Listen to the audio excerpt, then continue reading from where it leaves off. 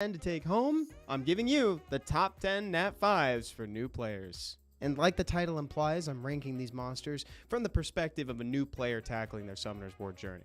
So without further ado, let's get into it. Number 10, it's Nora, the Fire Totemist. She is Strip and Dot all in one unit. It's very rare that you get to see the Facilitator and the Payoff in the same set of skills, so for that, she makes it on the list.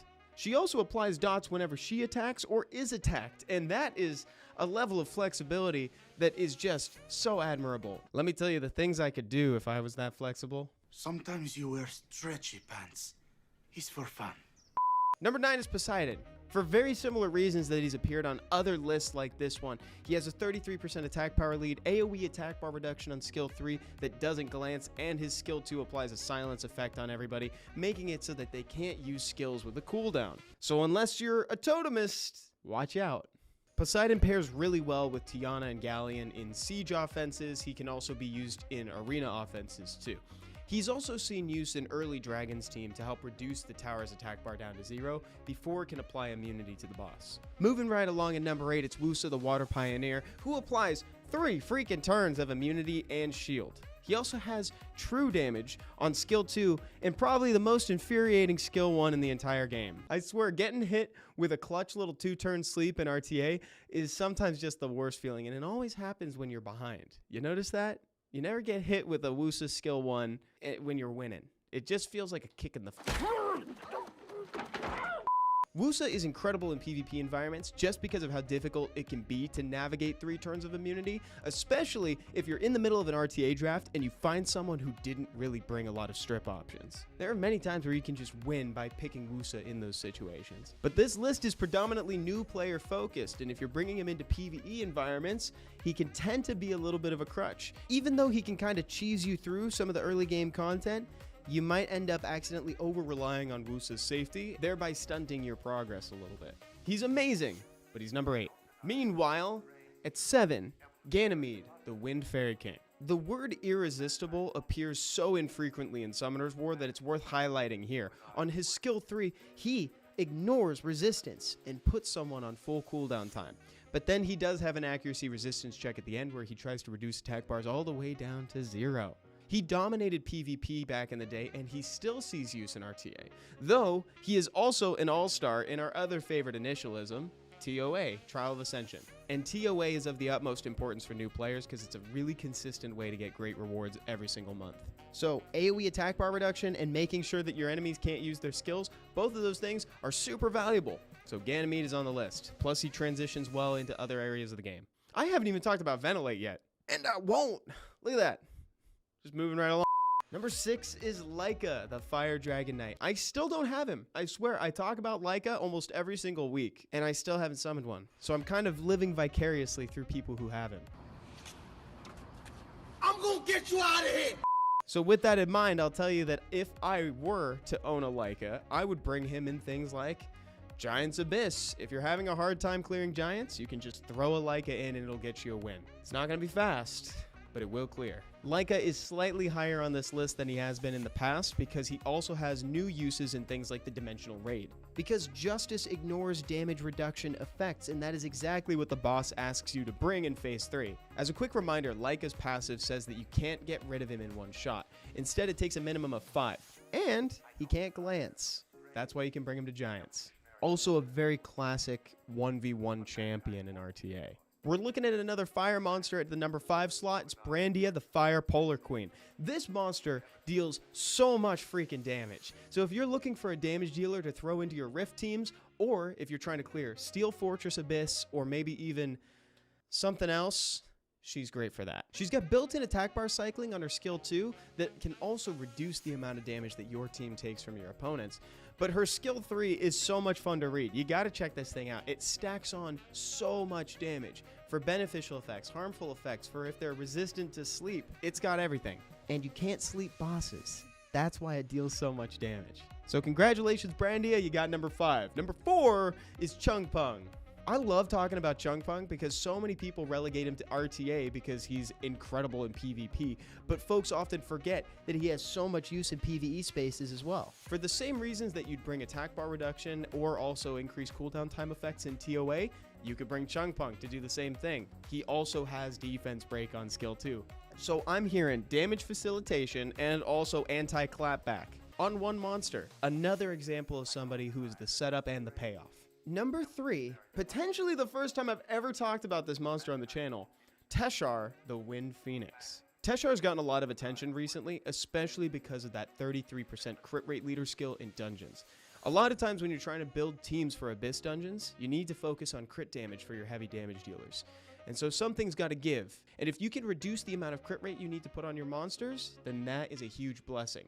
Now, Teshar gives you that flexibility, but also adds to your damage total. Has a really interesting passive that allows him to attack a second time, and that second attack is an AoE. And if you happen to take out any monsters with that attack, the cooldown time is refreshed. So you'll find that you're chaining together takedowns and clearing waves way faster with Teshar. Next, number 2, in a huge shakeup, Varad the Water Dragon. Varad is absolutely a contender for that number 1 slot, especially when you're looking at these monsters in a new player perspective. So if you have him in your first place slot, What's going on, chat? Good morning. Happy Friday to everybody. Welcome back to Summoner's War. My name is Come To Us Evan. Happy to be here with you guys today. We're doing account reviews and progression tips, but it's unlike other episodes of account reviews and progression tips because we actually have a suspicious amount of things to talk about. Over last night, we got a launch of the balance patch notice, and we also got the dev note for the upcoming collaboration with The Witcher 3 Wild Hunt. So we're going to have a fun day today. We're going to start the stream by going through that after I say hi to some folks. Carnegie, what's going on? Daniel Lim, I saw Omaiwa Moded in chat too. JG Plitz, Narendra Paul. I see. We missed you on Wednesday, Evan. I know, dude. I missed you guys too. I'm happy to be here with you on Friday, though. This is really cool. Let me take a breath. I haven't breathed in a while. First timer. Kay, what's going on? Welcome. K33333. Welcome to the chat. This is a great one to be your first stream. I try to do things like this pretty often. If this is your first time, like Kay in chat, if you want to get your account reviewed and you want to get some live tips, all you have to do is hop in chat channel number 10. That's where I'm going to be hanging out today. And what I do is I go onto your island and I give you customized tips based on your situation. You just kind of tell me what you're having a problem with. The more specific, the better. And if you can also tell me your Twitch or YouTube handle, whichever platform you're watching on, I will do my best to answer your question. Sometimes I can't, but most of the time I've been playing the game for a while, and if I can't answer your question, surely someone in chat will be able to. Thank you so much, Narendra Paul. Okay, Evan, sun's out, guns out. I know it's getting a little warmer today. I've had a great morning today. Not that anybody asked. I've had a lovely morning though. Woke up early, worked out with my friend, had a nice conversation, had some breakfast together. My dad came over for a second breakfast too, actually, which is really cool. And yeah, it's been a nice day so far. And then I've spent a suspicious amount of time listening to the second ending of JJK Season 2, just on like repeat while I was reading emails. Big Bappa, Evan, can you relay a message to balance patch guys for me? Depends on the message. Tell me the message. We'll see what happens. Daniel Lim, it's my first time joining live. That's awesome. May I get an account review? I would love that. I would love to review your account, Daniel. Pat, welcome. Okay, let's do this. What up, Maddie? Just started about 2 months ago. Stellar, dude. I would love to help. That's what these streams are kind of about. You know, I want to see if I can help people kind of get into the game, because Summoner's War is great and it really opens up, but it's kind of complex in the beginning. You know, it's done a great job of like reducing the barriers to entry over time, but like, you know, you can still, sometimes it helps to have someone take a look at your account, let you know what's going on. Boy, it's RG Champ. How are you? Okay. If you guys want to read this for yourself, all you got to do is head over to the notice section as well. And also, if you haven't seen this video, it was playing at the start. I'd love for you guys to give it a look. Let me know what you think. We're in the 10-year anniversary. So we're in chat channel 10 today, and we're doing top 10s. Andrew, I am reading YouTube chat. I am. Although, I am reading it through a consolidated list from the restream chat, which is sometimes known to exclude a couple messages. But, like, generally, I haven't had much problem with it. But yes. Summoner's War ideas, RTA and 2v2 content. That would be great. Content shareable in guild replay arena more or longer 2v2 mini win or lose emblem on replays. That's a good suggestion, Enigmatic. I just got a perfect artifact for Pungbake, but it's an attack artifact and he's an HP monster. Oh shoot, dude. That stinks. I'm so sorry. Man, I have quite a few banners up right now. Okay, let's start with the dev note for The Witcher. Does that sound good? You guys want to start with this? Let's take a look through here. So yeah, guys, this is the next collaboration. I don't know if you guys have gotten a chance to check out the new episode of The Fuse, and I said this in there, but like it's very legit. I'm a big fan of The Witcher, so I'm very stoked for this, to be honest. Like this is gonna be awesome. This is gonna be so dope. Because back in 2015, The Witcher 3 was releasing. And I'm sorry if you've watched The Fuse. I'm repeating this for people who haven't. But like I was in Ireland at the time, and I couldn't get the game on release, and I was so stoked for it. So I read the first 3 books just out of excitement. And then I played the living heck out of this game when I got back. I'm so stoked. I think this could be my favorite collaboration yet, actually. It's like this, I'm like so weirdly hyped about this collaboration. So yeah, we're getting the 4 monsters. The 4 monster slayers, rather. We're getting 4 monster slayers for the collaboration. Very apt, because that is what they're going to be doing as soon as we take them into RTA. We got Geralt, we got Yennefer, Triss, and Ciri if we're starting from the bottom and going clockwise position. It looks so sick. It looks so sick, actually. Yeah, these are going to be great. We can take a peek at some of their skills as well. We got the Pierrette in here. I've actually read through the dev note, but I haven't read the skills yet because I kind of wanted to do that together on stream, but I already read through the rest of it. You're all giving Zaddy vibes. He is a silver fox, isn't he? He's a handsome guy. So he's got attack decrease on skill 1, very similar to like past strikers, very similar to the strikers. Please don't be shocked, Evan, but I've never played The Witcher. Robert27, that's actually great news because that gives you something to look forward to. It's a stellar game. It's a stellar game. Audra, I am on global. I have an account on EU as well. So if we really want to go over to EU later, I can. I really like the descriptions for the skills because, you know, they're all about like, you know, Geralt, like he does a lot of spins and twisties and stuff in his combat style to keep people confused. Like that's his whole thing as he dances. It's almost like a dance, what he does. He's like a ballerina. Attacks all enemies 3 times, decrease their defense and their attack bar by 20%. Not absorb, just a decrease. Attacks the enemy stunned for 1 turn and reset the attack bar. The damage is proportionate to the enemy's max HP. The target's immune to stun. Whoa. Whoa, what? Is this a dungeon? Is this a PvE monster? All right, is this Dungeon Water Geralt made for dragons? Hello? What? Dude, that's so sick, actually, because like the theming on this is so good because Geralt is like, you know, he's a monster slayer. So taking him in to fight like a giant dragon or the giant is super applicable. I think that's great theming along with utility. Let's see what Ciri's up to. Like I said, I haven't read these skills yet, actually, but I did read through the rest of the dev note, but I wanted to do this together because I thought it'd be something nice we could do. Attacks made 2 times, inflict damage in proportion to your attack speed. Those are good. Those are good words. I like those words. Each hit increases the chance of landing the glancing hit for 2 turns with 30% chance. Whoa. Attacks the enemy to ignore defense up to 80% according to the difference between the targets and your attack speed. Kind of like a free... Kind of like an optional, like a different Sonya. Kind of reminds me of Sonya there. Avery says, Evan, why do I feel like I haven't seen you in like 2 mounts? I don't know. It has been a while. I haven't been on stream in a week. It's been a week since I've streamed. Yeah, the win series is straight up competitor. Let me read the last part. Teleportation slash. All enemies twice. AoE hit. Each one will apply a slow, and then it recovers your attack bar in proportion to the number of enemies with slower attack speed than you. Whoa, what? That's actually so sick. I was not expecting it to say that. I was not expecting that last sentence. So it has turn cycling built in. So you can do teleportation slash. So in theory, You open them up with an AoE strip. You teleportation slash them, doing the slow.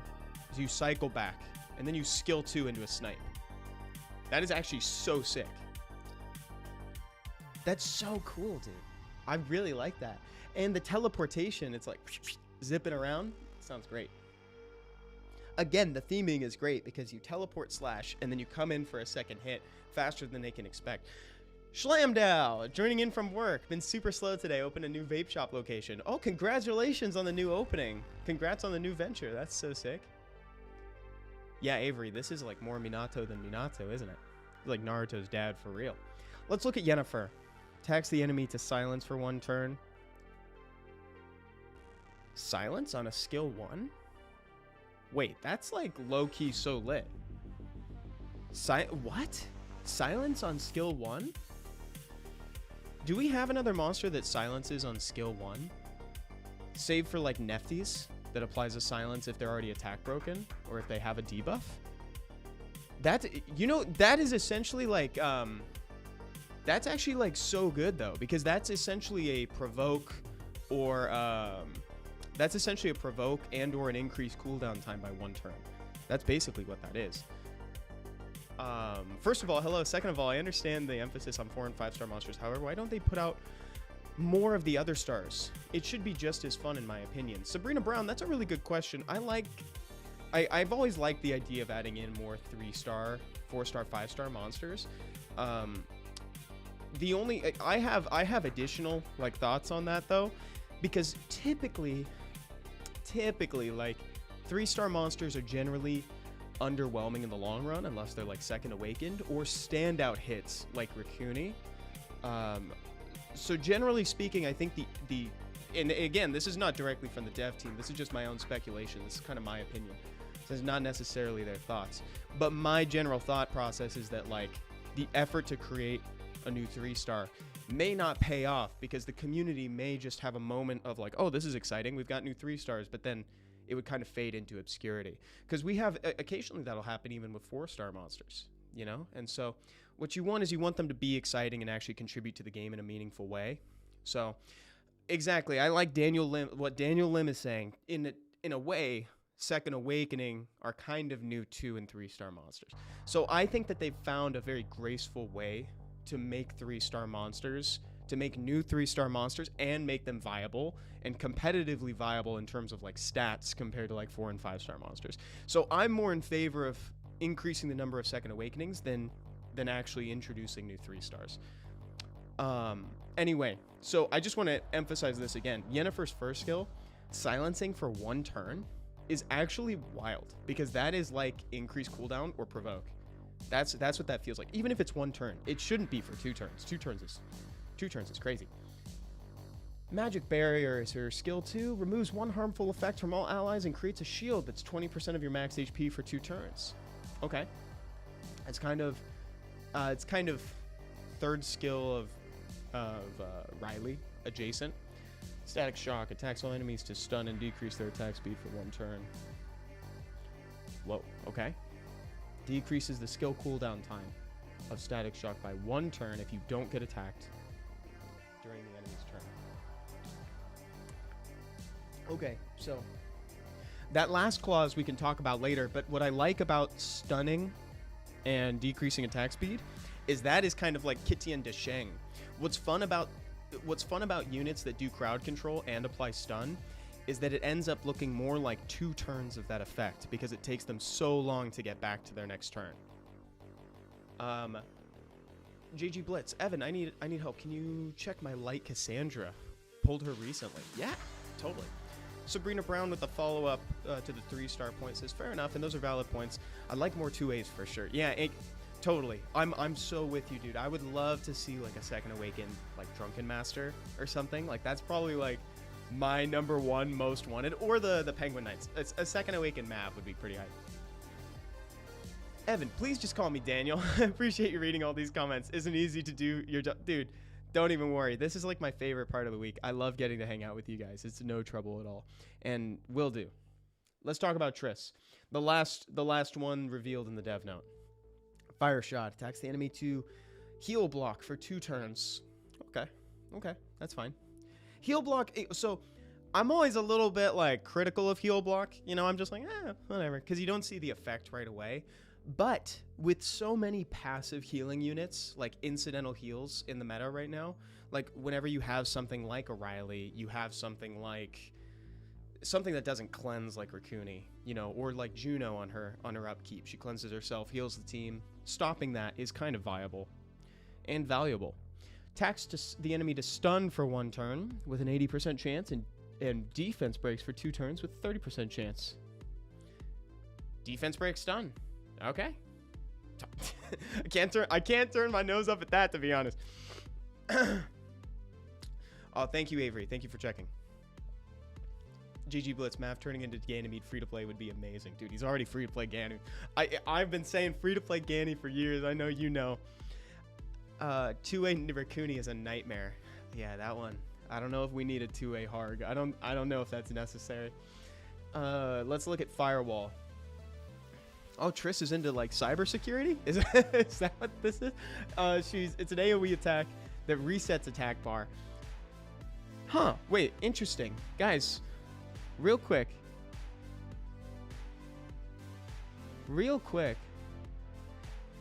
So Geralt has that terminology as well. Have we seen that templating before? Reset attack bar? That's actually something I don't... Have they used that term? It's the MTG player in me. You know how like the colloquialism in MTG was like mill for like throwing cards from your deck straight into your graveyard, and then they made it into an actual keyword. Are we using reset attack bar now? So yeah, reset to 0, exactly. So it's like reset attack bar, like down to 0. So Vrad does say that. That's kind of cool. Salvi Leandro. Salvi. It is set to 0. Interesting. It's interesting terminology. Just reset their attack bar. I would like it if that was like used ubiquitously, you know? Additionally, the attack leaves a branding effect for 2 turns and increases the chance of landing glancing for 2 turns. Yeah. The attack leaves a branding for 2 turns and increases chance of landing. That's a lot. That's a lot. Set their attack bar to 0. Reset to 0. Yeah, I would like a term like reset attack bar. I think reset their attack bar is a perfect phrasing for that. I feel like that's plenty. If we could just utilize that phrasing everywhere, I think that'd be better, to be honest. You don't need to say like set to 0, reduce attack bar by 100%. You don't need to say that stuff. Just reset attack bar. I think that's perfect. I think that's very clear and to the point. I like this templating better than other units. This is great. Leaves them open for so long and increased damage. Okay, let's move on because I don't want to spend too long. There's a lot about Gwent. It teaches you how to play Gwent. The new cards look amazing. There are 80 cards. There are several decks. There's a Duran deck, a Reyna deck, and one more that I'm forgetting. Lycana. How can I forget Lycana? I guess 3 faction leaders would be more appropriate. Teaches you about the card effects, teaches you how to play. This is going to be pretty cool, actually. I'm like low-key so hyped about Gwent. I think folks are going to love this.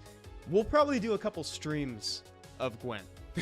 To be honest, dude, I think we're gonna definitely play some Gwent on stream. Look at Melia description. I like Amon. Oh, I miss the good old days.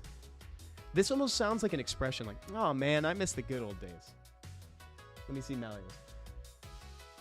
I used to be an acclaimed ancient giant slayer. No way, dude. That flavor text is so good. Are you serious? Wait, that's so good, actually.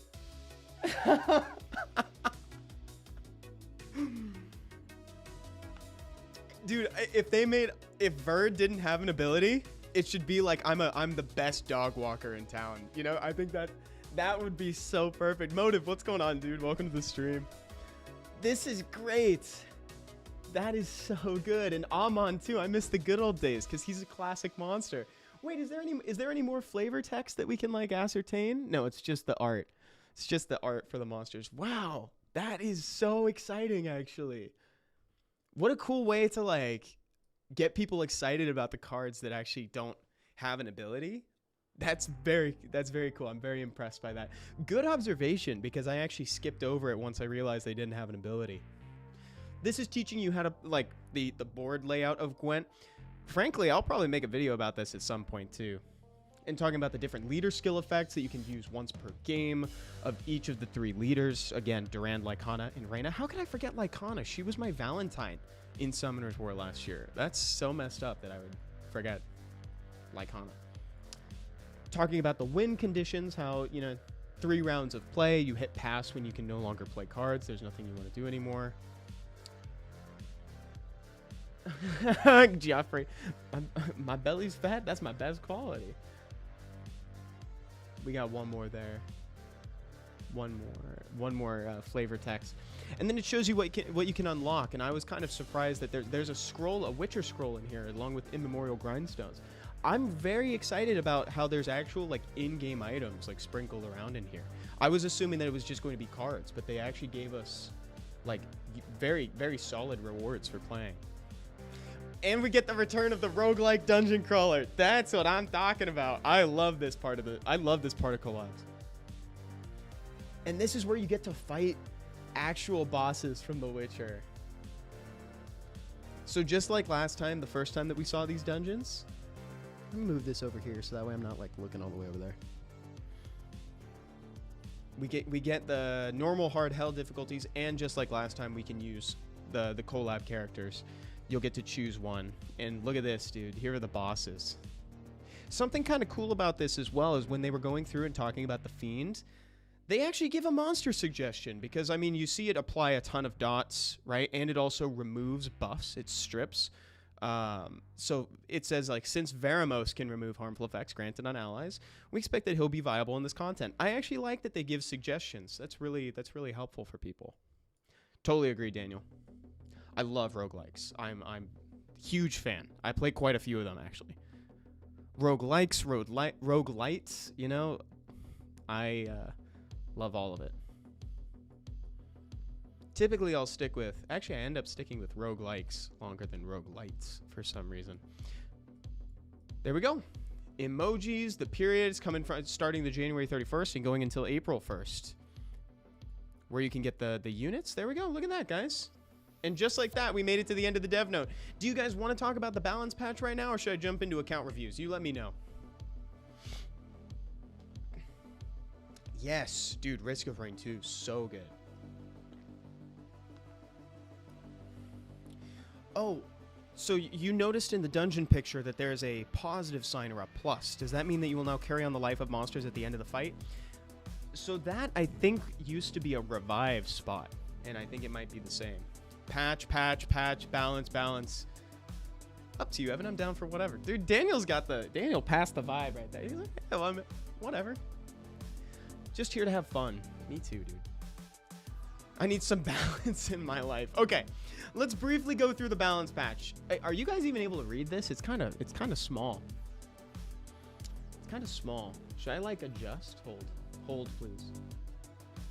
Hold. Like, should I do? Is this helpful? Is that helpful? I don't know if that's helpful.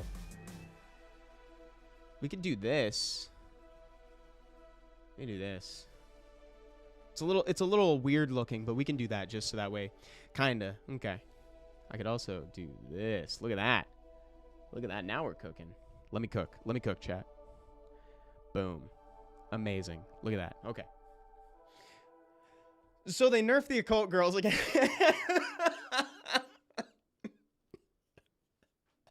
Except for Annabelle. Except for Annabelle, which is great. Annabelle's gonna be... Honestly, I thought Annabelle was doing a great job applying Death Break to begin with. So, whatever floats their boat.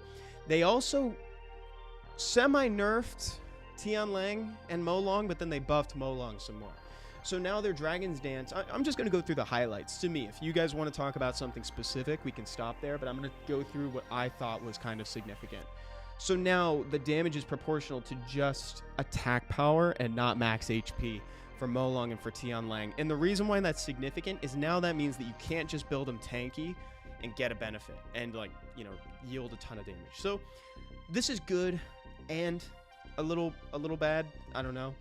For the unit, I mean. For the community, the competitive meta, I actually think it's probably pretty good.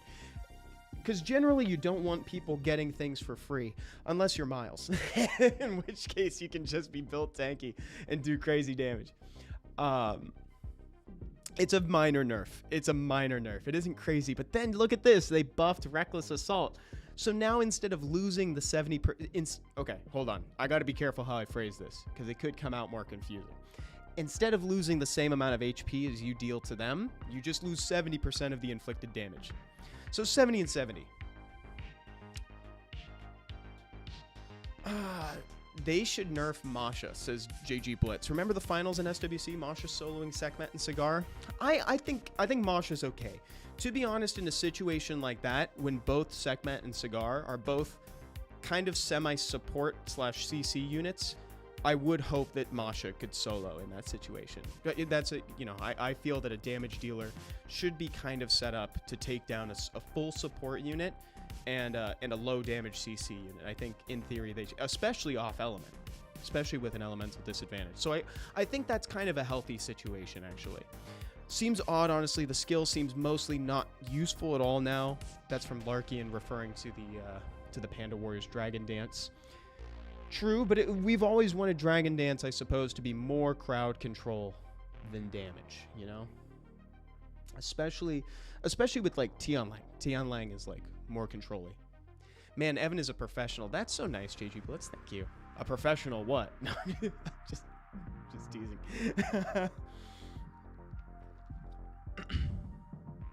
An AoE attack that doesn't scale with main stat for the monster and only one strip and stun on last hit. Yeah, there's always room for readjustment.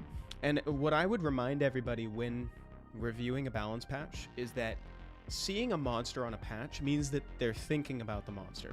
You know what I mean? It's guaranteed that they're under a microscope and they're seeing how it performs.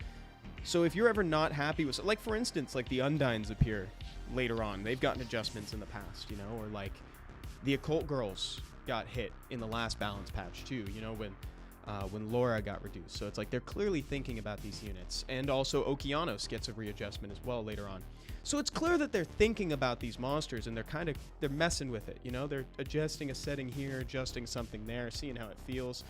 And it's funny that they're speaking of Okeanos, they're kind of wanting to get him back into the meta, which I'm all for, to be honest. Let's move on. We're spending a lot of time on Dragon's Dance. This is the next one I wanted to talk about was Kinky. So this is actually a pretty big nerf to Kinky, to be honest. Now, if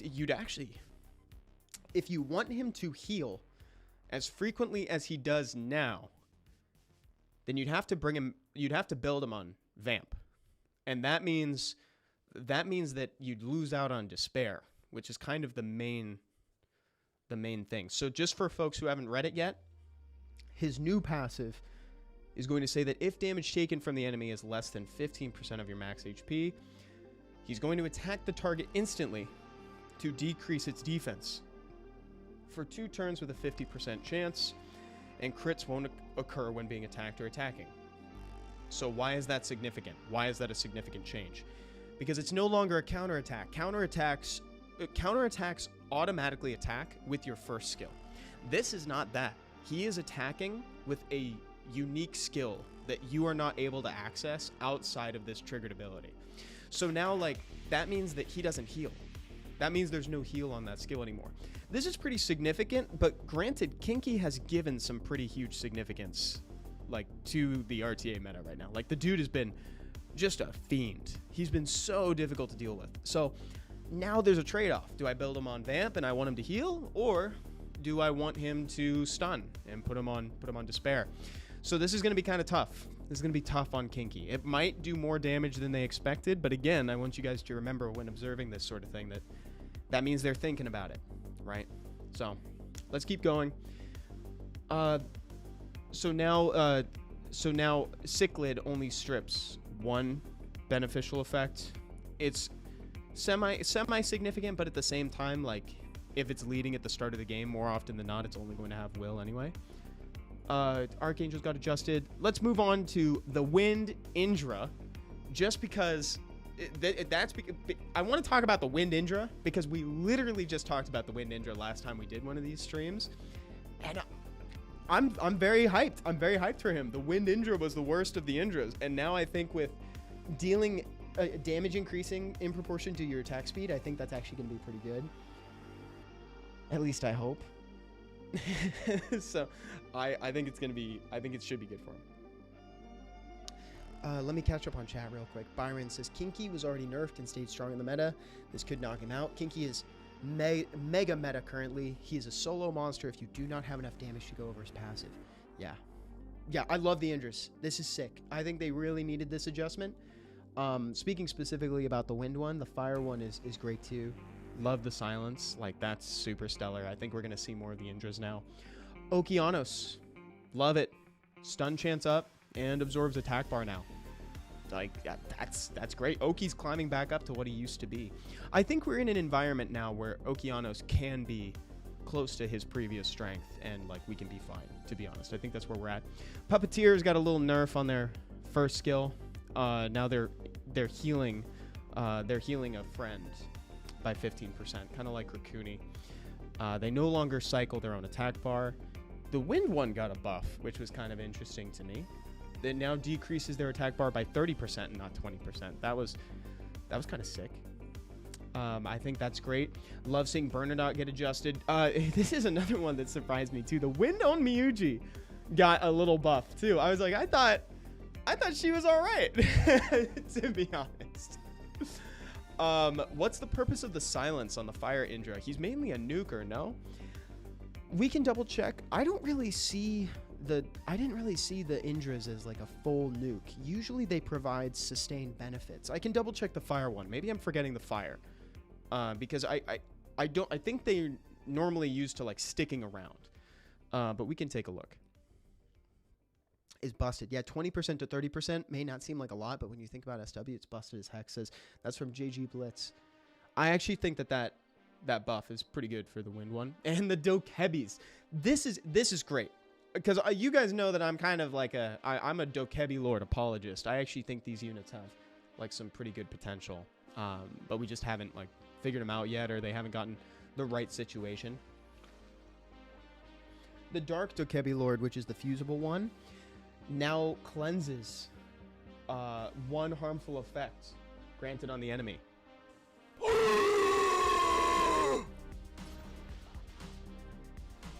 Oh no! That's what we needed. That's what we needed, dude. Oh no! I think that's actually great, dude. He's like actually Daddy Rikuti now. That's what we needed, dude. Also, the Dokebi princesses and Sapsari's got adjusted. Let's see. Is there anything else that we want to talk about? Gargoyles, big Undyne, big list for Undyne. Big list for that. Big list for the Undynes. Dark Rakuni, baby! Dark Rakuni. So I guess nobody's going to use him now. He gets a turn and removes a debuff. Yeah, so it's kind of cool if you bring him into a situation where it's like you have something like an Onimusha on the other side that heals with skill 1. You have like Rakuni or Riley or Verd, something like that. That means you're going to be cycling tons of attack bar. And then at the start of his turn, he's going to remove 1. It's not overwhelming, but I think it's going to help him a little bit. Okay, we've looked at the balance patch. If there's anything else you guys want to discuss about that, you let me know. But I'm going to move on into chat channel number 10, and we can move on. Oh, geez. We can move on. Let me move this. Let me move this back there. There we go. Let me move this back over here. Right there. That's perfect. That's perfect. That's good. They made Veramos 2.0.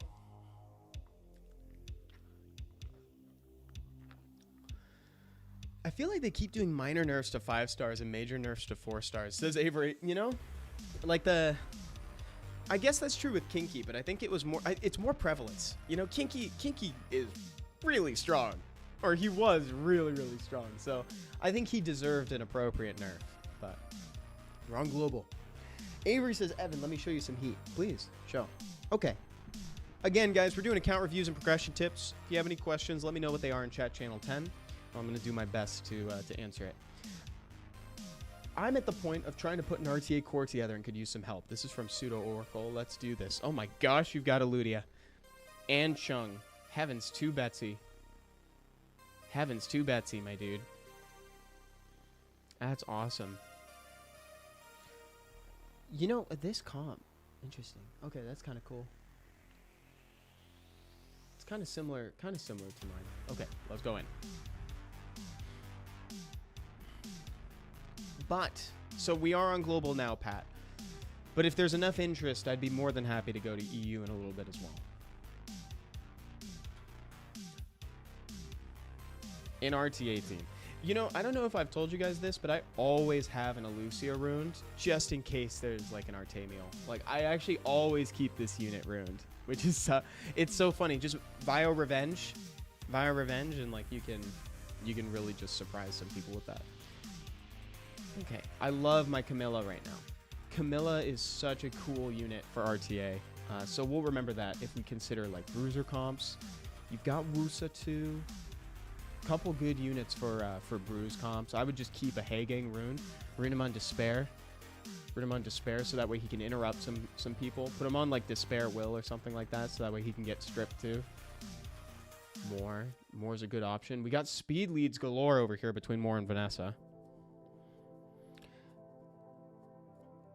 Raylan says, I'd like some advice, although I'm really early game, I'm EU. That's okay. I'm happy to discuss. Early game. More Eludia Chungpung. Larkian, you beat me to it. I think that's more or less where we're probably going to end up, because we got the Eludia spoiled for us in the profile. So I think that's where we're kind of going to start skewing. The Charlotte's great. Well, remember this. Yeah, I would probably do like a more first pick. Chungpung. You can do Eludia as well. She's got the strip and defense break. Like, this thing's crazy. And she's follow-up, too. This thing can deal so much damage. I think that's probably what we'll go for. You could throw the Robo into that, too. You could go more Chungpung, Eludia, Robo. I would like one more leader skill in there. Like one more speed lead. It could be Oliver, it could be Vanessa, but I don't know. I don't feel like those necessarily fit into this. Also, it should be noted that an Ashir works well with something like that, too. You can do a super fast Ashir to boost up, so that way you don't get interrupted. Anybody else have any ideas for what they can do? Nab that Ashir. Oh, there we go. Byron Brown, nab that Ashir if you can test speed. Wind Robo option 2, but need more fire coverage. Let's go look at the fire monster real quick. You guys are like on it today. Look at y'all. Doesn't this do something like that? No, that's the wrong one. It's the wrong. I'm thinking of the other one. Tessarion, Speed Leader, and Julie. The question was, what's one more like, it's actually the fire one that gives the speed lead for that one. What's one more speed lead that we could introduce to this comp with more Eludia Chungpung? And I was thinking Wind Robo as well, but then like one more speed lead I think would really make this team happy. Alternatively, you just pick a Sheer, rune it super fast so that way you boost up and don't get cut. I think that would probably be it. Kali Kaki and a Swift Raok. That's a sick idea from Larkian right there too. Yeah, I was skewing towards like either there's Oliver or Vanessa. The only thing is that I don't feel like Vanessa like helps like a ton. You know, she's really there just for the speed lead if that's the case. Which isn't super bad, but we do need a fire representative. I'm gonna skip this song if that's okay. I mean, that song is kind of a little meandering for me. Okay, I think that's probably the core though. I think that's a good core. Oh guys, let me post the survey. Let me post the survey in chat. Here you go. That survey on YouTube is from me.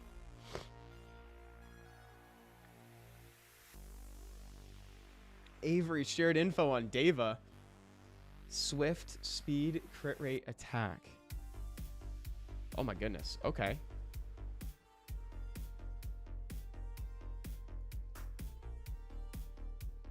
Like no crit damage, but super fast and high crit rate.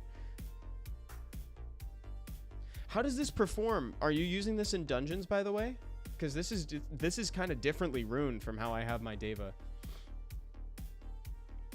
Oh, JG with the light Cassandra. This is the one that, yeah, tries to stun for 2 turns. Speed, crit damage, defense. Autobahn Deva. That was pretty good. So this one is kind of a follow-up control unit. That's the one thing that I would keep in mind with this. So, you know, you want her to be quick, but you want her to follow up after your setup. So if you're AoE stripping somebody, you can bring this in to stun them and then defense break them. So just remember that you can go lighter on this crit damage if you want. You know, this isn't really contributing too much to your overall build, since it doesn't have any accuracy, it doesn't have any speed. This rune isn't super helping here. So what you could do instead is you could do something like a speed, HP, accuracy type build if you wanted to. Thereabouts, you know, and just have it follow up after a strip. That's what I would do. Hide your kids, bro. Dark Garg Hall of Hero plus buff is so good. Oh yeah, he was a Hall of Heroes. You're right. Hide your kids.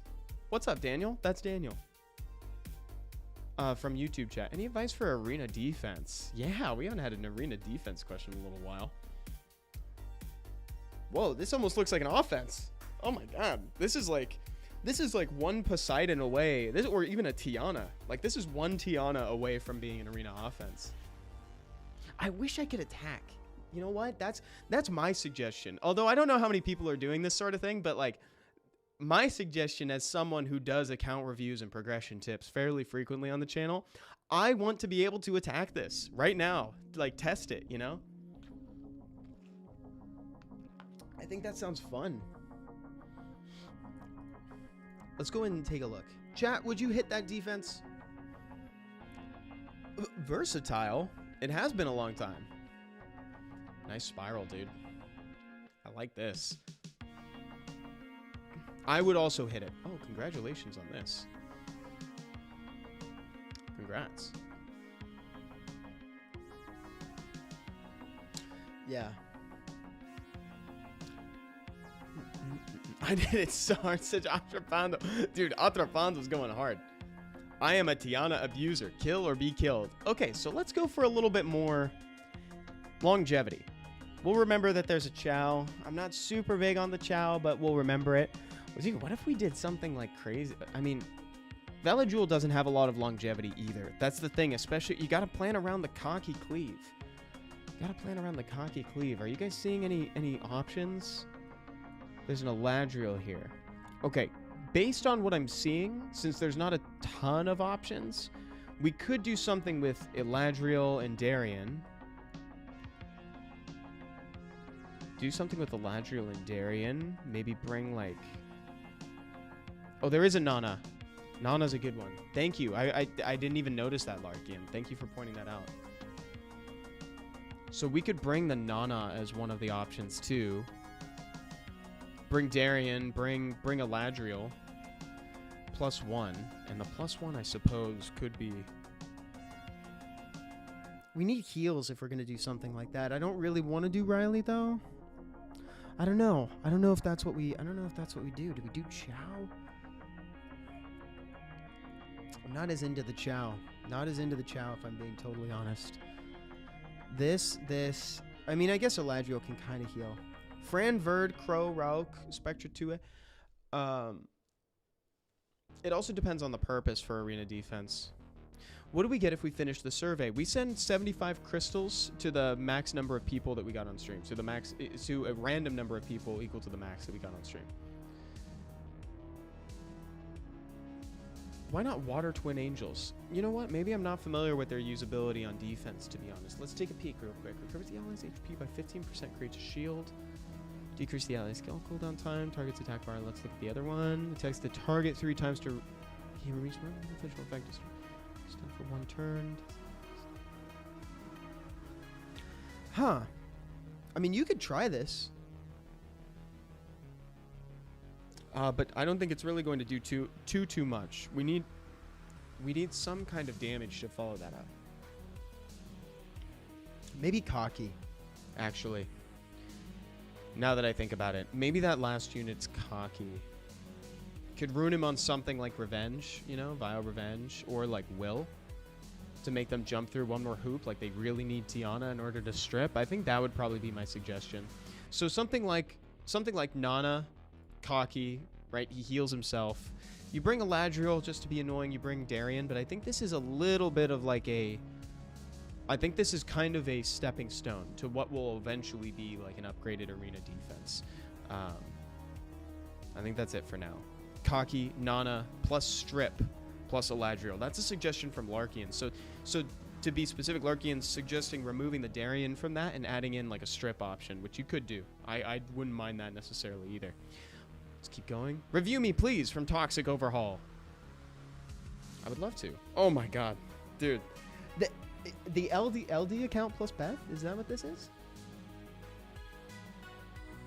Oh, it's not an LD account. You just have tons of LDs.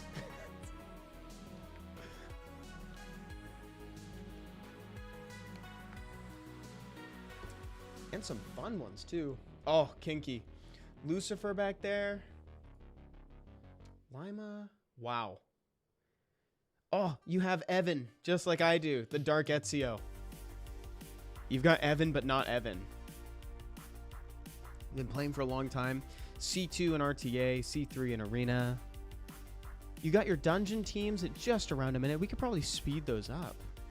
I imagine we could probably speed that. We could definitely speed up the Dragons team. So I think the Dragons team could probably lose a few seconds. I think if you threw Crow in, Crow and ditched Fran and threw in Veramos instead, like a crit damage Veramos, that's usually what I recommend to people. Daniel, this guy got the come to us member treatment. Dude, how do I get that? You guys, I'm about to hit 7 years at Come to Us in February. Isn't that wild?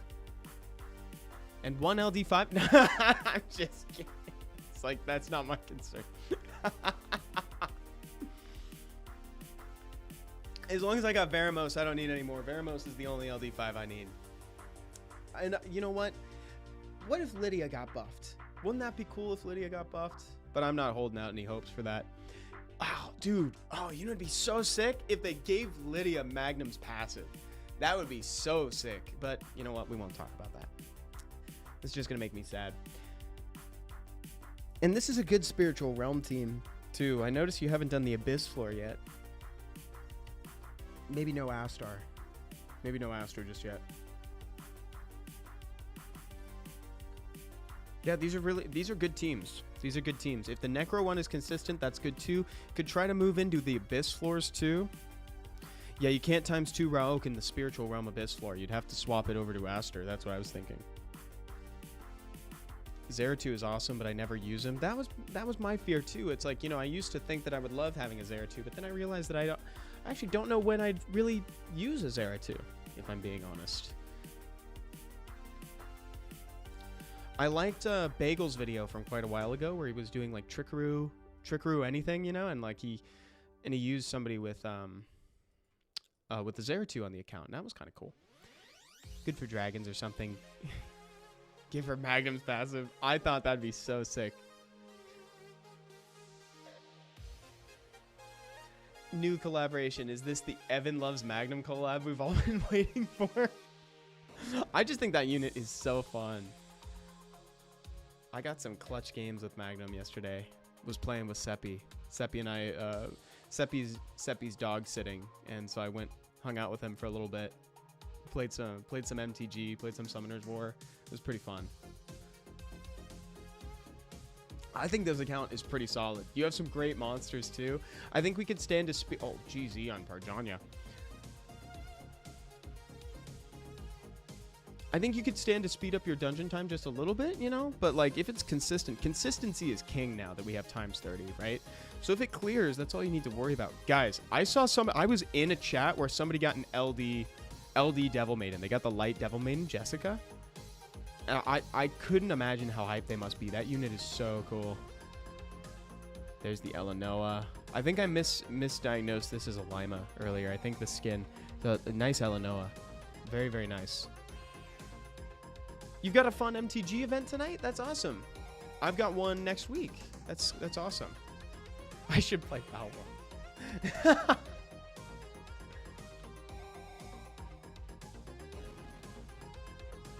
This song is good. This song gets me moving. I like this one. I can't finish any dungeon B12. So no abyss floors. Let's see if we can transition some of these to that. I mean, you could probably use this team in Giants Abyss, actually. I find that Second Awakening the Shannon is helpful, though that might just be I might have just done that out of like boredom, but at the same time, like she is great. Like Second Awaken, having the additional stats is really nice. And instead of Sigmaris, I like to have one other max HP damage scaling unit. You know what? This looks like maybe the Veramos is not on crit damage. I'm not sure, but there's just something about the profile that's telling me, oh, he is. He is on crit damage. I'm pleased to see he is on crit damage. I'm very happy to be wrong in that case, actually. But instead of Violent, you could try to shift him over to Rage. Rage could be helpful to just stack all the crit damage possible on him. He really deserves it. Veramos has actually become one of my favorite monsters of late, which I'm happy about. I've always loved his design. I've always loved his passive in theory. Like I always thought his kit was right there from being good. And I think he's found a nice home as like a pseudo hybrid between support and damage. So like he's definitely deserving of the Rage runes if you've got him. I think you'll probably have a couple lying around. I would hope. The trouble is going to be searching for another max HP damage scaler. Could be the Wind Homie. Could be the Wind Homunculus. Oh, he's right here. This is who we need. Look at this. Same exact skill. Same skill as Veramos. You can rune him on Fatal if you don't have any rage left over. The real Penguin King. I have a secret. I love penguins. I never would have guessed that. We saved a ton. We saved it. Do you remember when we saved the penguins? You remember that event? Daniel says, bro, I was there too. I think it was 1, 2, 3. I think that sounds right, man. It was a random channel that I spawned into. Or anything with crit rate and crit damage. No need to force a rage set. Yeah, I just kind of was of the assumption that maybe it'd be that would have been the most. So great account. I just think that maybe we could speed up the Giants team a little bit. Thank you for letting me take a peek. I think we can do that. An account review would be nice. That's from Regina. Congrats on the Wusa. Congrats on the Wusa. Okay, so yeah, this is a real starting account. Hasn't finished any TOA. Still working on the other stuff. Let's see what we got. I have a feeling that I'm going to end up giving you a little bit of homework of like finding some monsters. Let's talk about some direction here. See if you have any like standout picks or anything like that. I don't know if you've gotten a chance to finish the scenarios yet. What I would do is make sure that you're following the Summoner's Way questline. The Summoner's Way questline is probably the most helpful thing for new players that's ever been introduced in the game. I'm a huge fan of it. It's on the top left corner of your island. I'm sure you're following it already. That's probably how you got the Fran. I think Crow is in there now too. Crow being the Dark Inugami. I would try to get Lauren the Light Cowgirl this weekend too. She's available through Secret Dungeons. I would start building those. Like, yeah, Fran is great. She's an amazing monster. She's one of those that's going to grow with you as you go through the game, so you can build her up to 6-star whenever you're ready. I'd be fine with you building Lapis as well. That's her name after she awakens. Building Lapis would be really cool because she can be a farmer for you, so to get experience, help you clear some dungeons and stuff. Key monsters to be on the lookout for, though. Like, see if you can find the Light Cowgirl this weekend. Get Crow the Dark Inugami from the Summoner's Way questline, and kind of be on the lookout for the Fire Inugami too. Most of the Inugamis are really helpful actually, so stack up on those whenever possible. Lauren is absolutely S tier. I love that unit. Motive said that in chat right now. Athropondo says Fran is a staple of the game. She fits in almost every part of Sky Arena. Totally. And Fuse Veramos. Matthew Hollingsworth with the truth. Dropping the truth, dude. Yes. Start making moves towards fusing a Veramos. He is the Dark Ifrit. He's available in the Fusion Hexagram. Otherwise, keep progressing through the scenario, the Summoner's Way questline, but keep these goals in the back of your head. Like, one of the main goals, seriously, should be to fuse Veramos. Veramos is just so helpful. He's damage. He's got an HP lead, so he'll give you survivability. And he removes debuffs. Debuffs are the most important part of Summoner's War battle mechanics. Like, truly. So getting rid of those every turn is so important. He will be a very impactful monster to you. It's like a game changer. Also, congratulations on the Wusa, because low-key Wusa, the Water Pioneer, can kind of carry you through a lot of early game stuff. Like, 3 turns of immunity and shield is absolutely crazy. Oh, Kaneki, yes. Fuse Verd, hold on. Real quick, just to show new players what we're talking about here. Dude, why is my island is so full? Hold, please. Hold, please. I was doing a lot of summoning yesterday. I really want the Wind Indra right now, too. Let's just throw... Do I have any of these? I don't. Okay, we're good. Let's just show people what we're talking about here. Fusion info. You want to prioritize the Dark Ifrit. So fusible monsters are like... You just put in the time, and eventually you'll be able to get them. It's kind of a longer-term goal. There are fusion support projects available for people, too. If you're new to the game, you can find them around the same area as the Summoner's Way questline. Prioritize him, and prioritize... Oh, who uses Verd? Verd. This Verd. Yeah, there's Verd. The Fire Vampire in the bottom left. Prioritize him. This guy. He is the GOAT. Evan, save your scrolls for the collaboration, my guy. I have so many crystals that I get to burn. I'm gonna burn all these crystals though, dude. Like, I've got 7.5k crystals. I'm gonna burn. Dude, I want the Wind Indra so bad, you guys. He's like he's seriously like SSJ2, and I think he's gonna be so cool. Why are you summoning before the event, guys? I've known about this for so long, and I'm just like, dude, I want Geralt. I want Triss, I want Yennefer, I want everybody. I want Ciri. Ciri looked super hype, but like, dude, the Wind Indra, I want it. It ain't worth the burn, and I want Cigar. There's a lot of units I want to get right now, so I'm just kind of summoning, and it's not like I've been pulling that 5s. You know, it's not like think about it like this. I'm not even hitting lightning. If I was getting that 5s, it'd be a problem. But I'm not. I'm not getting that 5s. You know, so we're fine. Missing out on the free scrolls and crystals from the mock battles. You know, I try not to. Oh my gosh, you guys, hold on. I got an itch, and I found the spot. Hold on. Oh my word. Oh yeah, that's good. That's real good. I don't want any Witcher. You don't? The real Penguin King. I want the monster slayers, as you will, if you would. I really want those units. They look so cool. Facts and logic checks out. Exactly. Motives on the same page. You got to use up some of the bad luck before. That's what I'm talking about. And if I happen to get a Cigar or a Wind Indra along the way, I'm not gonna scoff at it. You know what I'm saying? So true, dude. The facts and logic goes so hard. Okay, back in chat channel 10. Okay, hold on. I'm going pretty, but I saw something I wanted to answer. Wind Demon. So the Wind Demon really needs to be tanky. He really needs tank. You need him to stick around. The shield is nice, but like 6k HP and 187 defense is kind of easy to get through. He also doesn't quite have enough crit rate. I would try to build him on... You could maybe even build him on like... You could even build him on something like Despair. You could build him on something like Vampire. Something a little bit like off-kilter, you know? Just something to differentiate him a little bit. I make this joke all the time, but I really do mean it when I say that he's a bit of a passive with legs. You really keep him around so that way no one can be revived. Like, that's kind of why you keep him there. So if he passes away too soon, that's gonna be problematic. So I would try to get a little bit more HP, more defense, something to keep him around, you know? Let me keep looking around. Martina. This is what I use in Dragons, by the way. I use Martina and Deva. I wonder if I showed mine, if it'd be embarrassing. It'd probably be pretty embarrassing. The Martina looks stellar. Let me check that accuracy again. 33. She hits so many times, it should be fine. You have so many instances of trying to steal that it should be okay. Toxic Overhaul sharing Volantis data. Oh, heavens. Oh, good heavens. This is a great Volantis. Oh, my word.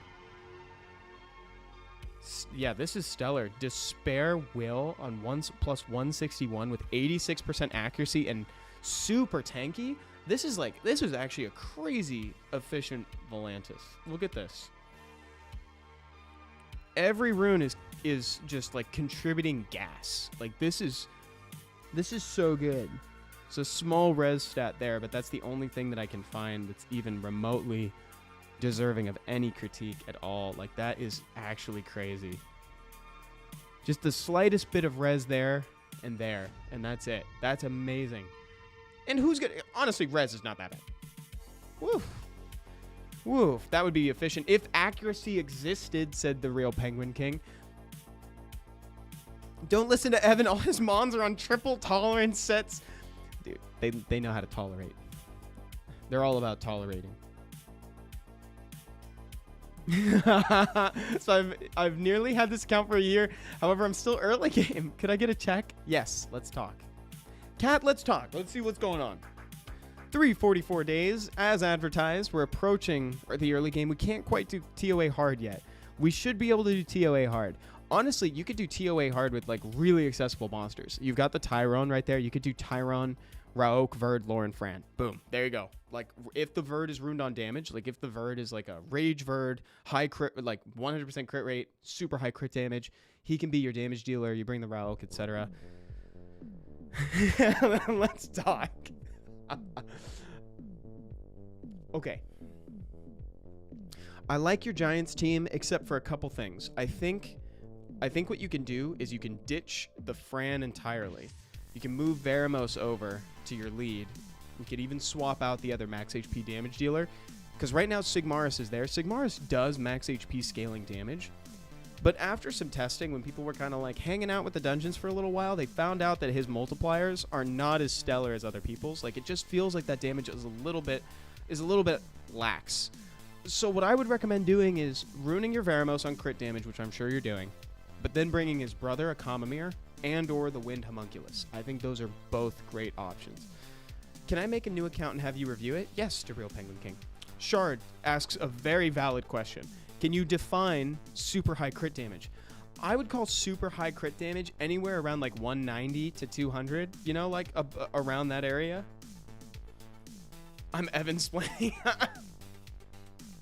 The whole series is Evan splaining. That's all, but I'm not. I don't mean to be condescending. I legit thought you were gonna say that you don't like the Mons you see because that's a Magnum dungeon. I'll find a way to bring him into anything. Truly. I'm doing great, Kronuk. Thank you for asking. How are you? Oh my word.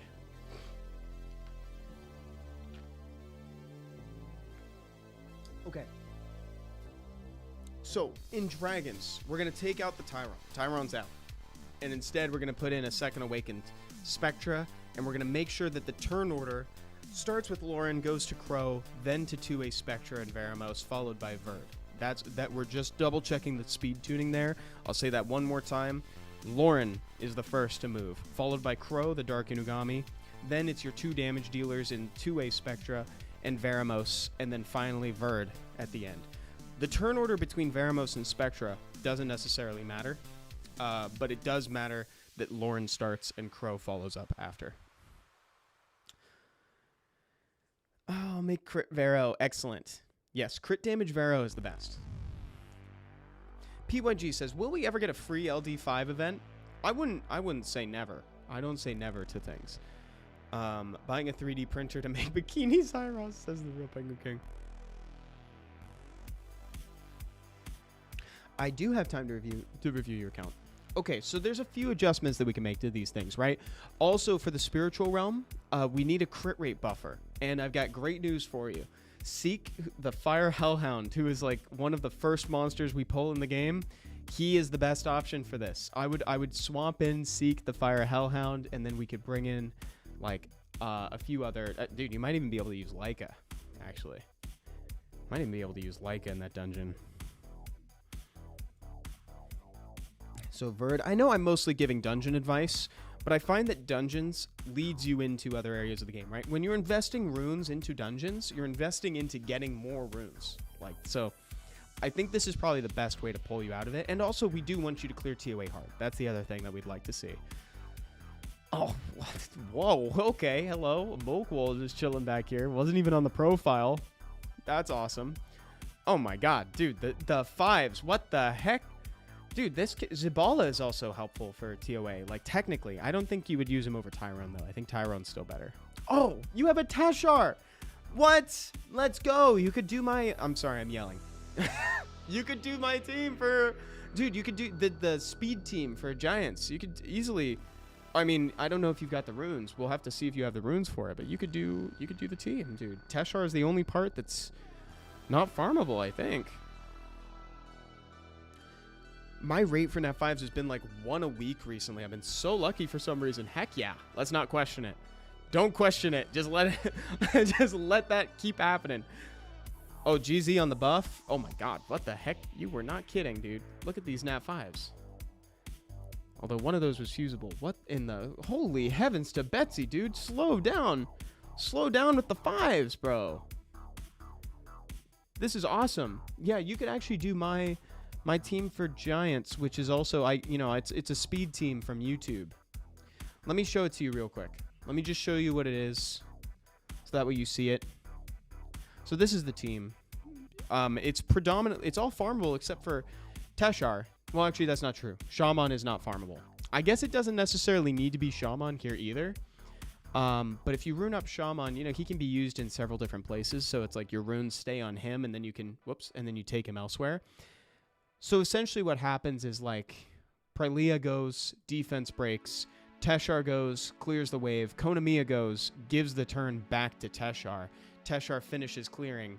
Then you've got like Shaman in the wind, homie moving in whatever area. Can replace Shaman for Lightbird, which is farmable. There you go. Perfect. And that's essentially the team. That is essentially it. Let's go see. Whoops, not skill. Other book. Could check on it. I've gotten like 42 seconds, I guess, with that team. No, there's nothing to be embarrassed about, Rose Twilight. What's going on? Tell me what's up. I already know. I already see you in chat. Tell me what's happening. There's no need to be embarrassed. We're all in this together. If there's one thing that this stream is meant to show, it's that we're all having a similar experience, and frankly, it helps to have someone else, like a fresh pair of eyes, look at your account from time to time. What's your name? Tell me your name. Be in chat. Let's go. No embarrassment. Zero embarrassment, in fact.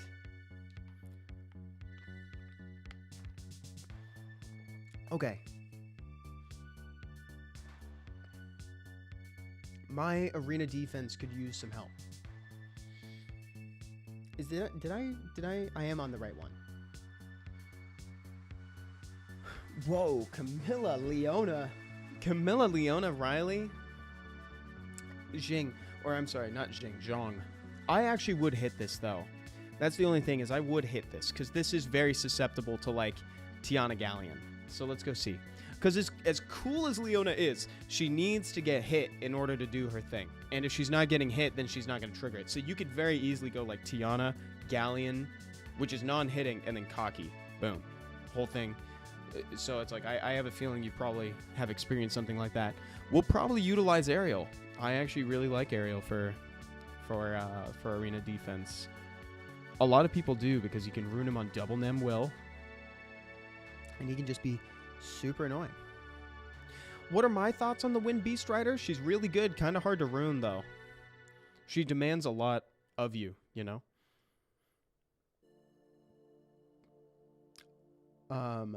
Needs high HP for defense, too, which is not optimal. What's wrong, Kanagi? Away with you, heathen. What's going on? What's going on? Something's going on in chat. Something's happening in chat right now that I'm not privy to. So what I'm trying to look for, guys, just to kind of fill the air here, because I realized that I kind of got lost in thought. I'm looking for something that can prevent death. So I'm specifically looking for something like a Triana. Darien I like pairing. We've talked about Darien before today. I use him on my arena defense. You pair him with something like an Aerial, and it makes it kind of harder to get rid of. If you wanted to use Leona, I suppose you could. The only thing is I think she's going to die. I really do think that she's going to get sniped kind of early. So that's the only reason why I'm like hesitant to kind of say, oh yeah, 100%. Oh my God, I wish it were me. Congratulations on the chakra. Congratulations. This is so cool. And it's getting buffed. That's amazing. I want this unit. I don't know if he's going to be good, to be honest. It's hard to say. We got to see the damage output, right? I am saying congratulations because I think this is like one of the coolest units in the game, just in general, because I'm a big fan of DBZ and he's very much inspired by it. So Shaina Martinez, someone said, could also be scary for arena defense. Would you do something like a Darien with that still? Would you want to reduce damage? We don't have a lot. We don't have a lot of sustain, something that's going to keep us around. Could also do Triana, actually. With that in mind, you could do Triana if you have her somewhere. I think that would be great. Just put Triana on the right. Just put Triana on the right, so that way she prevents death. If you're curious as to why, you guys should watch the 10 secret mechanics in Summoner's War video, actually. Okay, let's just keep looking real quick. Let's see if we can find something we haven't talked about yet. We just talked about arena defense. We can take a peek real quick. Let me tap on it and just see what's going on.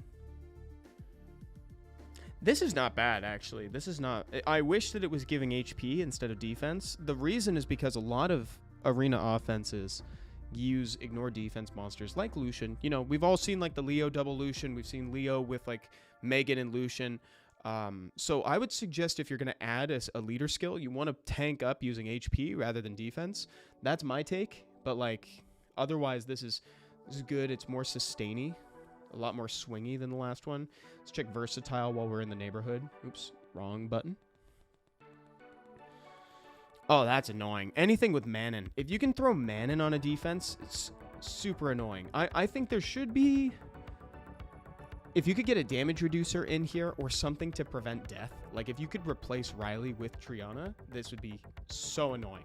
So annoying. As a new player, what should I do and who should I try to get? Elliot, great question. You want to prioritize... We were just talking about this, actually. You want to make sure that you get every monster you can from the Summoner's War questline. I said Summoner's War. I meant Summoner's Way questline. You can get Crow, the Dark Unugami from there. You can get Fran, the Light Fairy Queen. These are all super high priority monsters. Like, very, very good. You want to get Lauren, the Light Cowgirl on Sundays. You want to aim for the Veramos fusion. And you want to get Verdahile, the Fire Vampire. Returning player, I don't know what I'm doing anymore.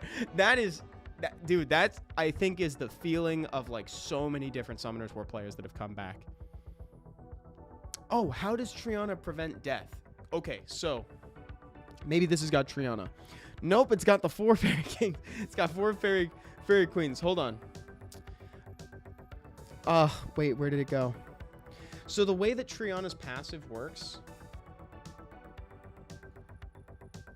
is that she will prevent death, right? She'll stop that one hit and save someone. However, she can only save if she is cleaved. If she dies at the same time as the person she's saving, she's only able to save the people that are to her left if you're facing her. So to the left if you're facing her, I should say, okay? So you want to put her on the furthest slot to the right when making your arena defense.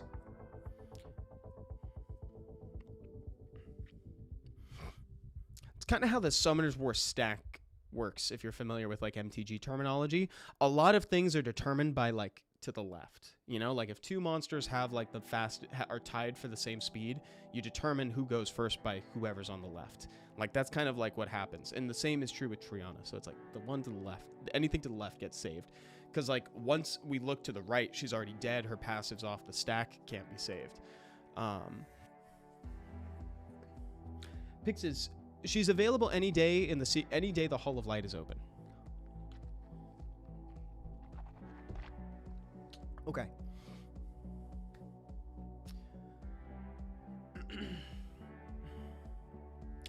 That's not necessarily true in MTG. Which part? Oh, I just mean that the stack. It's kind of like this, because Summoner's War has a stack. You know, but it's secret. It's like kind of like it's not known to the player how it works. You know what I mean? Like they changed the order at which Veramos and like Juno's passive gets cleansed. They made it so that automatic cleanse effects happen before bombs detonate, for instance, right? Or before dots. So it's like there's a secret stack back there. It's like, oh, the bomb detonation is on the stack, and then the cleanse goes on the stack, and then it wipes out the bomb, you know? No problem, Richard. So there is something back there, but it's like we're not super privy to it. It's not like super open. It's like more behind the scenes stuff. So you're definitely on the right track here as a returning player.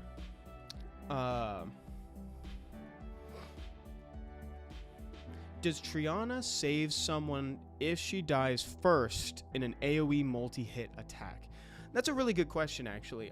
I was thinking Tiana, not Triana. No, all good, dude. All good. Not a problem. I know they're very similar names. Chat, I think that's a good question, and I'd like to default to them. So it's like, let's say like she dies to like the second Lucian card, and she's the first one to die. Does she save anyone, or is it considered an individual attack, and then she's not there to save from the third card? That's a good question. I would think that if she died in the first one, she wouldn't be there to save anybody else. But, you know. Okay. I don't really know what's wrong, I guess. I just did Dragons B10 and it was alright. I was struggling a lot with that. Yeah, Dragons is hard. Dragons is really tough, actually. It's a lot harder than Giants. You need to... Oh, excuse me. You need to make sure that you have something that removes beneficial effects. And that's why Lauren the Light Cowgirl is pretty ubiquitous, because her skill 2 can remove a beneficial effect, but she can also consistently apply defense break, which is the most important debuff in the game. Arguably. I tend to Lucian a lot of Triana defenses, and sometimes she doesn't do anything. Okay, Larkian, that actually answers my question. So that means that if she dies first, then she's probably not saving anybody.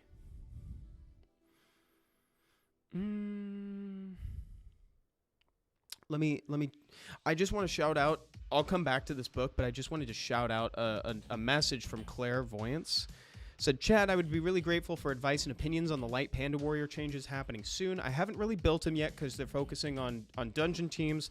Does this feel like a nerf, or like just a build him with attack rather than HP, and he'll still be fine? Noticed he's an HP monster rather than attack, which I'm guessing will adversely affect damage scaling. That's a really well-worded question, too, by the way. It's very good. That's a very well-worded question. But, like, it is a nerf. It is a nerf. I think that the Light Panda Warrior contributes something so unique and so potent that that it won't be something that's going to knock him out. He is more so one of those units that is consistently at the top, and so we just need it. Like, we as a community need to have something to just kind of keep him in check. There are still additional damage artifacts that Larkian was quick to point out, so thank you for shouting that out too. So while it is a nerf, because you're going to build him on HP, you need him to be tanky. You need him to stick around. It's not so bad that he's going to go anywhere, if that makes sense.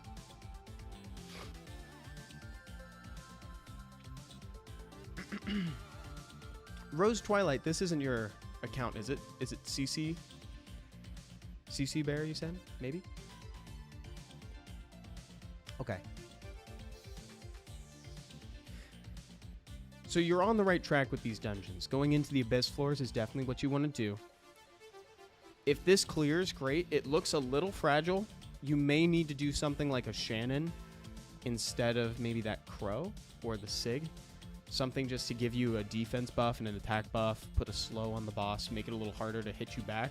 And the glancing. Putting glancing on the boss is pretty important too. Because, I mean, I'm of the mindset that glancing is basically healing, because you're impacting the amount of damage they're able to deal back to you. And if you're taking less damage, you have essentially healed. Like, that's basically what's happened. Let's look at Dragons real quick. I love this Dragons team. This is exactly the one that I recommend to new players. Just double check the turn order. And also double check the damage on your Verd and your Veramos too. I think there's room for them to probably deal a little more damage if we're chilling at 152. Your Necro team is looking good. You may be able to move up to Abyss on that one soon. I think you're doing great, to be honest. I think your focus is right. You've already cleared TOA, which is awesome. Let me just go in real quick.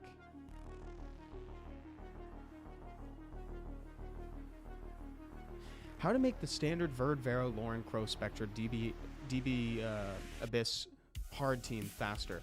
Usually it's double checking this. So like for instance, so this Verd, right? He hit the crit rate prerequisite, but he's not on crit damage. So moving your Verd to be on crit damage is probably the biggest milestone you can do. And not just swap to crit damage, but also be on a crit damage build. Those are kind of semi-different things, right? Because I'm talking like rage. It doesn't need to be rage, but if you can put him on rage and try to get him close to 200% crit damage, that's the dream. Same with Veramos. Veramos is also should also be on a damage build nowadays. So like speed, crit damage, HP, on rage if you can swing it. If you can't, it's okay. Can keep him on swift, but we really want that crit damage to be higher. Suddenly having 2 more damage dealers like that will actually help you a ton. That's going to be a game changer. Let's check this. 30 speed is also a little slow. She may get cut by the boss. That's my concern. Hence also why a Shannon would help here too, because the Shannon can apply a slow to make it so he doesn't get to his turn as quickly. So I would think about maybe ruining the Lin so it's a little bit faster. Rune your Veramos on crit damage. See if you can move your Verd over to crit damage too. But the patience there is kind of important because it's going to take a little while to get there. Evan, give us some homework, please. For new players, you got to make sure you get the Lauren like Cowgirl. It's worth saying. Truly is. Looks like they've already got it. 5 minutes and 21 seconds. The boss is immune to dots, so that's something to keep in mind here. I would also not use Spectra. I know that some people have used Spectra to great effect in Giants, or they don't mind the chance to glance or whatever. I'm not a huge fan of him there. Looking at... We can talk about substitutes in a second. Looking at your Dragons team for a moment, I would shift it so that Verd is your leader. Instead of Veramos, I would think about taking out the Fran and putting in the Crow. I think that could help you quite a bit. Whew. Okay, let's keep looking. And then, you know what? Focus on Giants and Dragons for now. We'll come back to Necro in a bit. Let's see if you have any options for max HP scaling. Giants team. Should I change my attack homunculus for water to wind for Giants? It depends on if you're struggling or if you want a speed team. If you're looking to make like a speed team for Giants, you can do the wind homunculus. I actually swapped my water homunculus to a wind one for a video. I wanted to do a how to rune on it, and so that's going to be coming out in a little while.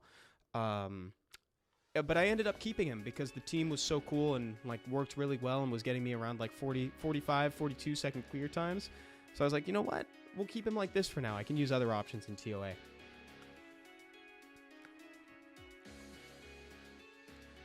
So this is damage, kind of slow.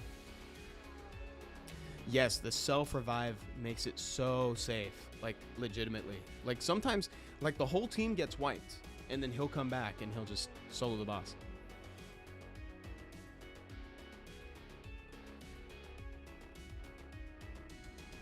See, I don't know if there's a wind ifrit in storage maybe, but that would be something that might be kind of cool. To Mikey, real quick, let me just see. So, Kronuk was asking for one real quick, so let's take a peek. Oh, I hope that Iris is on Despair, bro. I hope that Iris is killing it. Okay, Kronuk, tell me what you need. I like this generally, but I noticed the Dragons team is struggling a bit. I would give you the same advice as the last one that we talked about. I would remove the Abigail, I'd remove the Galleon, I'd put in the Lauren, and I'd put in the Crow. The reason why I like those two units together so much is because Lauren, when left to her own devices, will usually use her skill 2 at the wrong times. I know that they've adjusted like her AI a little bit, and allegedly they made some changes there. She is still so dumb. Like, she will just use that skill 2 whenever, and you need a way to get it back. And one of the ways that you can do that is through Crow's team-up ability on skill 2. Team-up effects reduce cooldown times, which is so helpful. So, like, if you pull the Lauren, she's one step closer to her skill 2. And it's another opportunity for a defense break. Abigail has Smart Strip and AoE pushback. But here's the thing. I know that we can be Abigail apologists, but at the same time, it's a 4-minute and 10-second run, so something's got to change. Clearly, something's got to be adjusted. Of course, there's also something where it's like maybe the Verd and the Veramos aren't on crit damage, but like something needs to be adjusted here. So let's go in real quick and take a look at this. Lauren, the type of character to say, guys, we have company in a horror movie, for real. Is the dot team still reliable? Dastardly Gem, if you're aiming to go into Abyss floors, unfortunately not. The bosses are now immune to continuous damage. It could be rune quality. Man, look at all these. Oh my god, they've got so many units built. Heavens. Oh, dude, this is great in both Steel Fortress and Spiritual Realm, actually. It's a great unit. Great unit for PvE dungeons like that. Wow, you have some of my... Kronuk, you have some of my most wanted units. Like, dude, this is so stellar. I actually forgot what I was looking for. Why was I in here? I think I was checking Veramos and Verd, right? Wasn't I? Veramos ain't even out. Veramos ain't even allowed to step in the ring. He ain't even allowed to be here with the rest of them. Neither is Verd. No 4 stars allowed. Oh, except for Cocky. Cocky can chill. Cocky's cool. Cocky's cool. He can hang. Oh, my word. Oh, Real Bad Wizard. Hype AF for the collab. Been saving this trans scroll and a bunch of others in case of a new collaboration. Dude, great job saving. I wish I could say that I had a Transcendent scroll for the collaboration. I do not.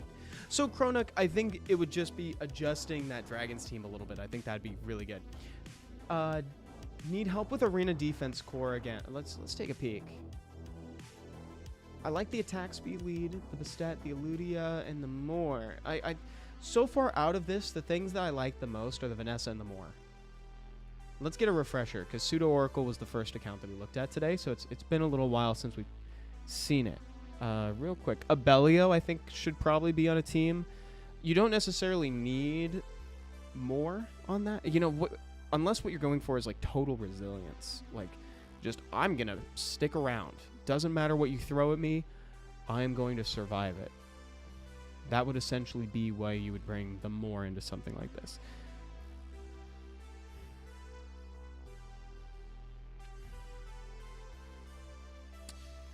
Could do Darien with that, actually. I know Darien keeps coming up. You could do, like, Vanessa, Moor, Darien, and, like, Vanessa, Moor, Darien, and +1. Who else did we talk about? Vanessa, Moor, Darien, and Abellio. And you just want to make sure that your Abellio has crit damage. You want to build him on crit damage. So, like, he can be on speed, crit damage, defense, speed, crit damage, HP, something like that. High crit rate, high crit damage. With Moor, you'd want to build him, like, high attack with additionals in the artifacts, because that's where your damage is going to come from. So you could do something like that, actually. Oh, Kronuk, I already looked at you. I just looked at your account, actually. I looked at it right before this one. I looked at it right before. I was just suggesting some changes to your Dragons team, but the account looks great otherwise. Check out CC Bear. CC Bear, this is, so I take it this is Rose Twilight, right? This is Rose in chat. Is that right? Let me know what you need help with, but otherwise I will just kind of peruse and we'll find what we need to do. I love that you already have a Dark Homunculus, by the way. That is awesome. Oh, and you also have Coco, the fire mage. That's hype. Okay. Let's get you through these. Let's do this. Giant's Abyss. We'll adjust the Giant's Abyss. Let's talk about dragons real quick, only because I think the changes are actually lesser than the other ones, if that makes sense. Let's move Verd over to the leader slot. His 28% speed lead in dungeons is so helpful. Like, sometimes just having a little bit more speed to get to your next turn faster, it's like, it's so subtle, but it's so helpful. And that's something that we haven't talked about in a little while. I won't linger on it for too long. If you're new to Summoner's War, something that should be noted is that more speed equals more turns. That's a very loose description, but it is essentially kind of the case. So if you want to get more turns, more speed, which means more better. So Verd as your leader would be great here. Eventually, we want to get to the position where we can take out Fran entirely, which is kind of nuts, like having no support, having no heals over the whole thing. However, if everything goes according to plan, we should be okay. Because essentially what I want to be more better. You are more better, Kanagi. Essentially what we want to do here is we want to make it so that the boss doesn't take a lot of turns, and if he does get a turn, then Veramos is just going to cleanse out the dots and get attack bar from it. So we can make moves to take out the Fran and put in Crow the Dark Inugami instead. That's usually the beginner team that I recommend for people. I've made that recommendation today as well. Celtic Rowan, what's going on, dude? And Third Nerd said, hey, Evan, what's your opinion on the Water Geralt? Water Geralt looks lit for PvE, actually. I love that they built him with, like, dungeons in mind, like Dragon's Lair. He'd be great for dragons, I think. How do you do turn order stuff? It is speed dependent. It is speed dependent. So what you want to do is you want to make it so that their total speed is taken into account, and whoever is the fastest will move first, right? So let's take this Dragons team, for instance. I just recommended that we take out Fran the Light Fairy Queen. If all goes according to plan, you want Lauren to go first, then Crow. I didn't explain why that is. I'll elaborate on that in a second. Then you want your 2 damage dealers to go, Spectra and Veramos, and then you want Verd to be there in the back. That turn order is actually very significant for the following reason. Lauren wants to set up defense break on her turn. Again, most important debuff in the game. So if she wants to go first, so that way she can facilitate damage for your damage dealers. She also has strip on skill 2, so if the boss has immunity on, she can remove it. You want Crow to go next, because assuming that worked, he can now use his skill 3 to apply Brand. Brand increases damage dealt. After that, your damage dealers are set up to do crazy damage. Now, at the back of the line, you got Verd. Verd's passive says that he can gain you 40% attack bar when he lands crits. And so what you want is you want your attack bar to be able to have 40% of it filled. If you're closer to the edge, like let's say you have 80% of your attack bar, you're only getting half efficiency from his passive. So if you like dump all of those attack bars, have everybody move first, they're getting the full 40% benefit from Verd. Okay. That's a brief description of how to speed tune and why it matters here. Pseudo Oracle says, hey Evan, on crit damage Abellio, is Vio the way to go or Rage? Great question. I would do Vio. You want to get back to his skills faster. Very good question.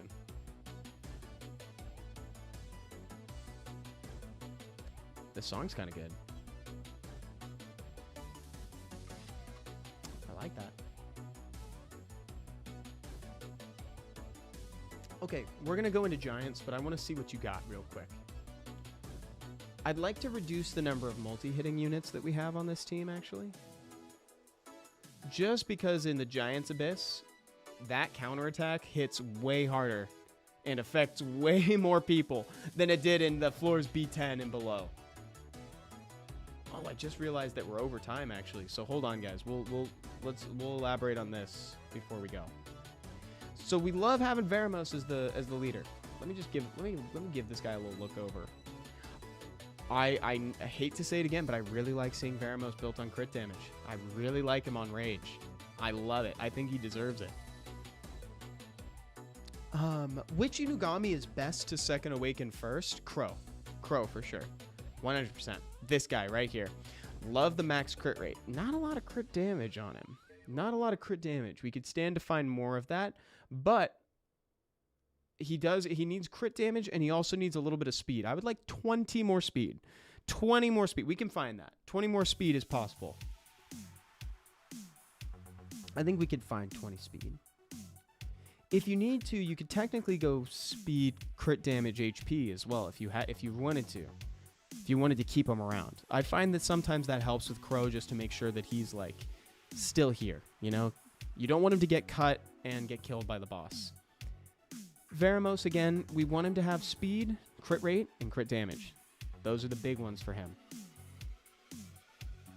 And this is for your Giants team, right? So we can bring Veramos, we can bring Crow. I don't see a Kamamir necessarily. Got the Spectra. We can use Sig for now, I suppose. We can use Sig for now. What about Shannon? I like Bella Dion as a defense breaker, too, for this dungeon. He's got another heal, so he can keep people around for longer. It's your boy Hayden says, I feel ignored. What's going on? Why do you feel ignored? I'm so sorry, dude. Sometimes honestly, guys, sometimes messages will kind of slip through the cracks. I'm trying my best. You know, I'm looking at the game quite a bit, and then I got a few chats to look at between Twitch, YouTube, and then the in-game chat. So sometimes things can just kind of fall by the wayside. Absolutely not intentional. Definitely not my intention. So, but I'm so sorry if I end up accidentally missing your messages. I would throw a Shannon in on this. So Veramos, Crow, Shannon, Belladion, that's your starter team. And I've taken out Dominic just because he multi-hits. He's going to get you closer to getting counterattacked by the boss. And boy, is that's going to hurt quite a bit. So I would recommend maybe doing that. I'm used to Evan hurting my feelings. It's okay. It's just a real penguin. You're welcome, Rose Twilight. Thank you for asking the question. And guys, this has been such a fun stream. I hope y'all are really excited for the Witcher collab, because I am. And this is the most excited I've been for a collaboration like ever. I'm a huge fan of the Witcher, and I think these units are going to be pretty awesome. And also the dungeons themselves are great. If you haven't gotten a chance to check out all the details for that upcoming collaboration, there's a dev story that released on the channel. You should give that a watch. It's pretty dope. Check out the balance patch. Also, stay tuned to our YouTube channel, because we've got a new video coming out tomorrow.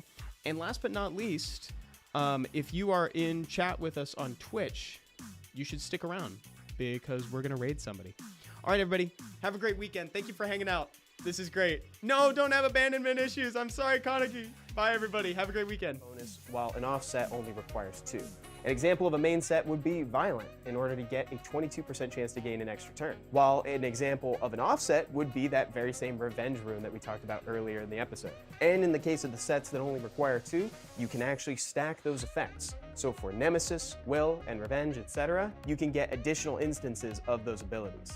There's also an edge case here. Intangible runes act as a wild card. They can complete any set, but you can only use 1. So if you're short 1 Violent rune, you can throw in an intangible and it will complete the set, thus acquiring you the set bonus. So that's what runes are. Now let's talk about how you get them. The runes that you really want drop from the Kairos dungeons. That means giants, dragons, necro, and the spiritual realm. You can also get what's called ancient runes for the dimension hole. These are essentially runes that just have increased ranges for substats. Don't get too wrapped up in that just yet. We'll talk about substats in a little bit. While farming, you'll get runes of varying star ratings, at least until you enter the Abyss floors. And that's where only the juiciest runes drop, and they're only 6-star quality. And if you're curious about where to find the sets that you're looking for, you can check the drop info tab in the corner of the dungeon, just to make sure that you're in the right place. Now we're going to talk about the anatomy of a rune. The main stat of each rune varies based on the slot. So for instance, slots 1, 3, and 5 will always be attack, defense, and HP respectively.